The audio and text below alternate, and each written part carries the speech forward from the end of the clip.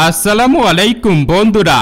বন্ধুরা, একজন প্রেগনেন্ট মহিলাকে দেখে কোনো কুকুর যদি বারবার চিৎকার করতে থাকে বা তার পেট চাটতে থাকে তাহলে কি হতে পারে একবার ভেবে দেখেছেন বা এরকম কোনো ঘটনা শুনেছেন?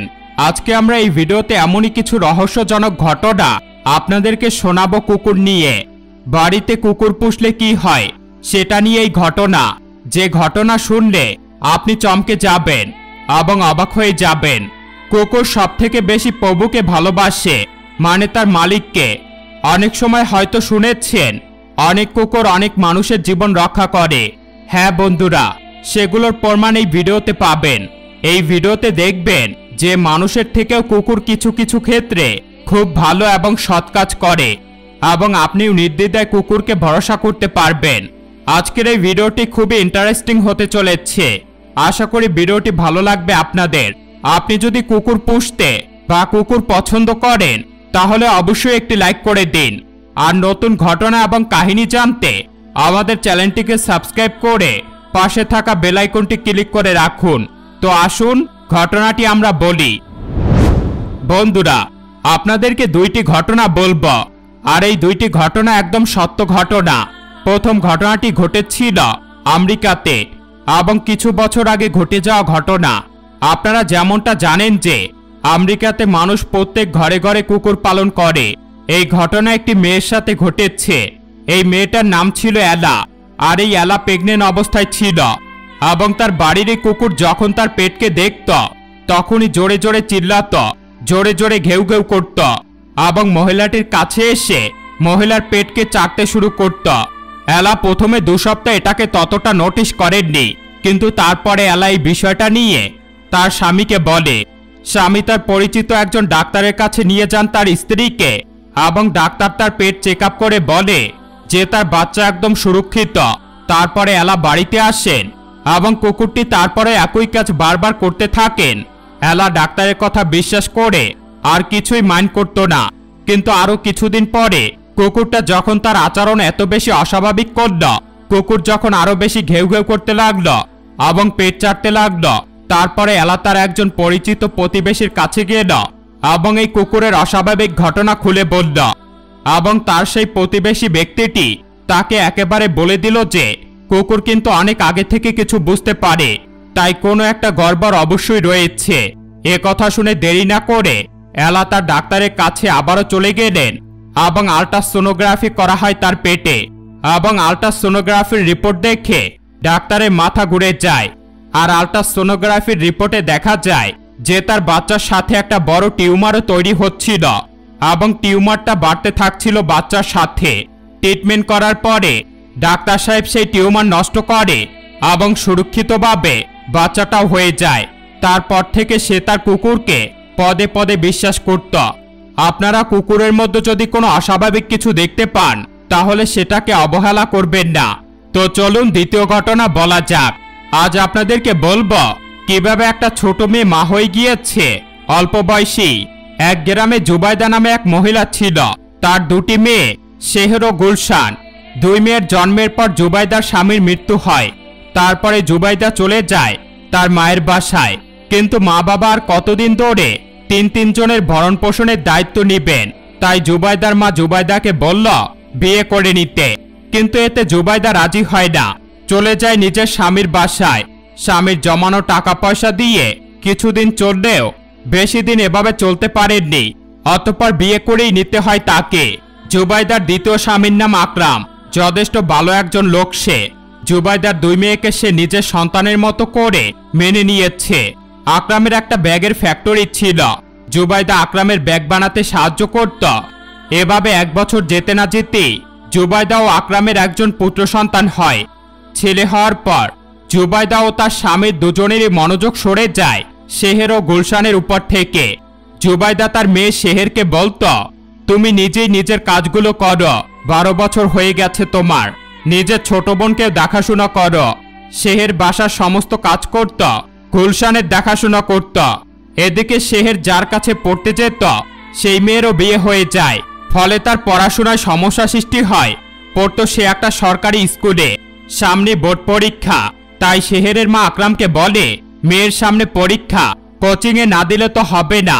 এতে আকরাম বলে, তুমি চিন্তা করো না, আমার ভাইয়ের ছেলে এসেছে শহর থেকে ইংলিশে এমএ করে, তার কাছে দিয়ে দিব শেহেরকে, তবে তাকে সেখানে থাকতে হবে। মেয়ের পড়াশোনার কথা চিন্তা করে জুবাইদা রাজি হয়ে যায়। আকরাম তার মেয়েকে নিয়ে আসে তার ভাইয়ের ছেলের কাছে এবং তাকে বলে, ওর সামনে পরীক্ষা, একটু ভালো করে পড়িও। আকরামের ভাইয়ের ছেলে স্বামীরকে বলে, কোনো সমস্যা নেই চাচা, আপনি চিন্তা করবেন না, আমি ওকে প্রস্তুতি নিয়ে দিব। এভাবেই শেহেরের দিন চলছিল ভালোই, কিন্তু সবাই যখন পড়াশোনা শেষে বাসায় চলে যেত, শেহেরের তখন মন খারাপ থাকত।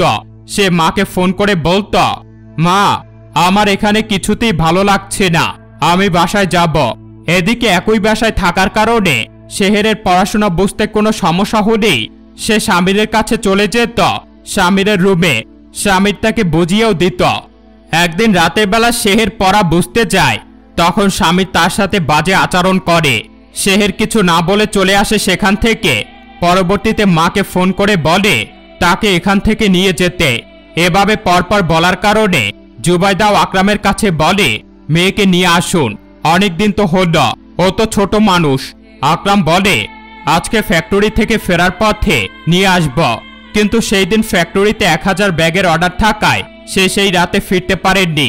ওদিকে স্বামীরদের বাসা সবাই একটা দাওয়াতে গিয়েছে। সেই রাতে বাসায় স্বামীর ও শেহের একা। স্বামীর শেহেরের চেয়ে বয়সে 12 বছরের বড়। শেহেরকে একা পেয়ে সেই রাতে স্বামীর তার সকল সীমা লঙ্ঘন করে দেয়। শেহেরের হাতে কিছুই করার ছিল না। পরের দিন আকরাম আসে শেহেরকে নিতে। স্বামীর আকরামকে বলে, আপনার মেয়ের তো পড়াশোনায় কোনো মনই নেই। এতে আকরাম বলে, আসলে সৎ কখনো আপন হয় না। চেয়েছিলাম পড়াশোনা করিয়ে বড় করতে, কিন্তু সে প্রমাণ করেই দিল সৎ সম্পর্কটাকে বদনাম করতেই হবে। অনেক বকাচকা করে সে শেহেরকে বাসায় নিয়ে আসে। শেহের বাসায় এসে খুব কান্না করে তার মায়ের কাছে, আর স্বামীরের সব কথা মাকে বলে দেয়। জুবাইদা আকরামকে জানালে আকরাম স্বামীরকে কল করে, কিন্তু স্বামীর কিছুই স্বীকার করে না, আর বলে, আপনার মেয়ে নিজে কোথাও গিয়েছে, এইসব করেছে, এখন আমাকে বদনাম করছেন। এতে আকরাম আরো রেগে যায় আর শেহেরকে উল্টাপাল্টা বকাঝকা করে। শেহেরের হাতে আর কিছুই করার ছিল না। এভাবেই কেটে যায় কয়েকটি মাস। শেহেরের দেহে এখন কিছু পরিবর্তন দেখা যাচ্ছে। মেয়ের এসব অসুস্থতা দেখে তাকে নিয়ে জুবাইদা ডাক্তারের কাছে যায় এবং সেখানে জানতে পারে শেহের মা হতে চলেছে। একথা শুনে জুবাইদার আর বুঝতে বাকি রইল না। শেহের যা বলেছে তা সত্য বলেছে। এখন স্বামীরকে তার পাপের শাস্তি দিতেই হবে। তারপরে সে ডাক্তারকে প্রশ্ন করে, বাচ্চাটা নষ্ট করা যাবে কিনা। ডাক্তার সাফ সাফ মানা করে দেয় এবং বলে, এতে মায়ের প্রাণের সংকট হবে। তারপরে জুবাইদা বাসায় ফিরে আসে আর তার স্বামীর কাছে কাঁদতে থাকে। স্বামীকে বলে স্বামীরের সাথে কথা বলতে। এতে আকরাম রেগে গিয়ে বলে, তুমি কি পাগল হলে? আমাকে এর আগেও আমার ভাইয়ের ছেলে অপমান করেছে, তোমার এই বাজে মেয়ের জন্য আমি আবারও ওদের সাথে কথা বলবো। তুমি এক কাজ করো, বাচ্চাটা নষ্ট করে ফেলো। এতে জুবাইদা বলে, না না, এতে আমার মেয়ের প্রাণ যাবে। তখন আকরাম বলে, তাহলে ওকে বাসায় রাখা যাবে না, সবাই বলবে সৎ বাবাই কিছু করেছে, ওকে বাসা থেকে বের করো। জুবাইদা স্বামীর কাছে অনুনয় বিনয় করতে থাকে যেন মেয়ের সাথে এই অন্যায় না করে। তারপর আকরাম শেহেরকে নিয়ে তার খালার বাসায় যায়, কিন্তু আকরামের খালাও শেহেরকে রাখবে না। বলে, তুই বাবা হয়ে রাখতে পারছিস না, আর আমি এই বদনামের বোঝাকে রাখব। তিনিও রাখেন না শেহেরকে। এরপর আকরাম আবার শেহেরকে নিয়ে বাসায় চলে আসে। এইবার জুবাইদা সিদ্ধান্ত নিয়ে ফেলে সে স্বামীরকে শিক্ষা দিয়েই ছাড়বে। তাই সে শেহেরকে নিয়ে স্বামীরের বাসায় যায়। শেহেরকে এই অবস্থায় দেখে স্বামীরের মুখ একদম শুকিয়ে যায়।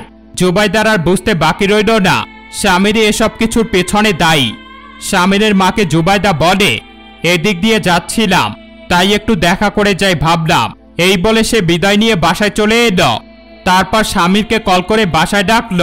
খুব সুন্দর করে স্বামীরকে বলল, তুমি আমার মেয়েকে বিয়ে করে ফেলো, ও তোমারই আমানত। এতে স্বামীর রেগে গিয়ে বলে, না কেন, না কেন, অন্যের বোঝা আমি কেন নিব। জুবাইদা রেগে যায় এবং বলে, এটা অন্যের বোঝা নয়, তুমি এসব করেছ, আমি মানুষকে বলে দেব। স্বামীর গলা চেঁচিয়ে বলে, হ্যাঁ করেছি আমি, বলেন গিয়ে মানুষকে। কিন্তু মানুষের কাছে কি বলবেন, কিভাবে প্রমাণ করবেন? আমার তো অন্য কোথাও বিয়ে হবে, কারণ আমি ছেলে। আপনার মেয়েকে কে বিয়ে করবে?